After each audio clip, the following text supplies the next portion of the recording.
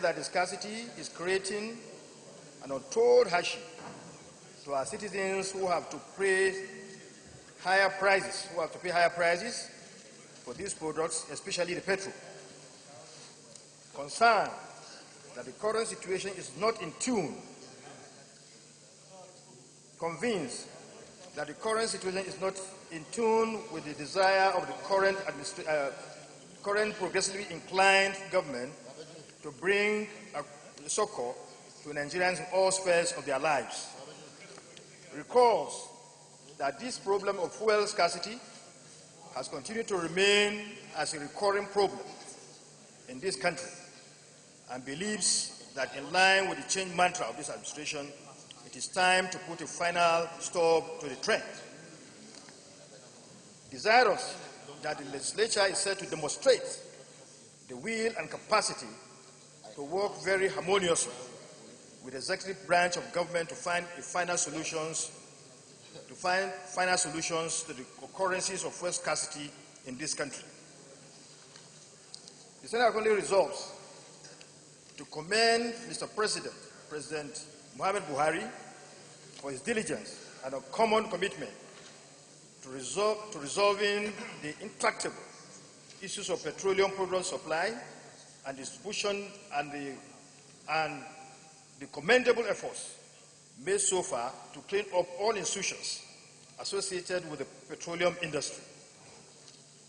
Mandate the Senate Committee on Petroleum Downstream to urgently examine all issues associated with the current scarcity of petroleum products, determine how the legislature will collaborate with the executive arm of government to bring a lasting solution that will prevent any future problem of fuel scarcity in this country, and report to the Senate. Mr. President, this problem is a recurring problem in this country, and we're in an era of change, and we must find a lasting solution to this problem. This problem is surmountable, and it must be surmounted. Mr. President, we've seen how the President of this country has deployed all means available to him. He's presently doing so to make sure that this problem is solved once and for all.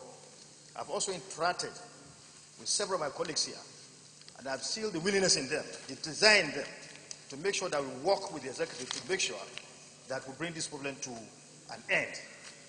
It is therefore important that we all support this motion so that we can bring succor to Nigerians in this respect. When our refineries are in optimum capacity, there wouldn't be any need for these sufferings. This is an area that, with the executive in place now, and I believe they have hit the ground running, this issue must be raised as a matter of priority at the executive level. We will do our own part in ensuring, like I said earlier, that the appropriate approval is given to the supplementary budget so that they can pay those that they are owing who are bringing the. Mr. President, is either the production from our refinery is low or the export situation, bearing in mind that a greater part of these products being utilized is coming from outside, is either low. A situation where government will restrict importation of fuel to NNPC is not possible, Mr. President. And if that happens, definitely we'll be experiencing this type of situation day in, day out. Maybe after 1 month, this thing is solved. Then the following 2 months, we envisage this present situation. I must say on this that Nigeria, as an oil-producing country, just like Algeria, like Iran, like Iraq, and Saudi Arabia, we ought to find a permanent solution to this problem. We need to ask ourselves, those who were advocating for removal of subsidy, refuse to take cognizance of the social, political, and economic implications of this. We know it very well that governments of the past has tried to remove this subsidy, but what came up? Mass of people like us led a mass resistance in the street. And from the constituency which I come from, I do not think that the people will still not resist any attempt to remove subsidy. I will say on this, we can't make any informed decision about this issue without summoning the Minister of State to come over here and explain to us the problems and the way out. For the past few days, Nigerians have been suffering. It's been uneasy for many to travel. The prices of goods have skyrocketed, and it has affected lives and livelihood in the last few days. Has now seen that it is impossible to do so. That a party that came to power telling us that there will be no fuel queues, that right now the queues are everywhere. That a party that came to power telling us that what we were paying for subsidy under the government of PDP was too much, was fraudulent, and today they have paid more than 600 billion. In fact, they are seeking for 400 billion to add to the earlier 200 billion plus already paid. Which means, so just educate me a bit more. This 600 billion was paid when? I said 200 billion plus had been paid, and we are seeking to pass today. I say educate me. When? Just educate me. By the time we finish today, 600 billion will have been paid, because you're seeking for 413 billion. No, I just wanted some education on when it was paid, so that I can follow your debate. Thank you, Mr. President. I take the correction and I say that by the time we finish today, 600 billion will have been paid. And my point, Mr. President, is that change has come, but there is no change, because we are still doing the same thing, even increasing what we have done before. The fuel queues are still here. The subsidy payments are still here. There is no hope in sight. The sharp practices are still here. And we are asking, where is this change? Difference between when it was $120 and $40 is $80. The subsidy we are giving, will it be up to that amount? That is the question to digest. And also, in correcting the misinformation by the Information Committee Chairman, that we will, by the end of today, be talking about 600 billion.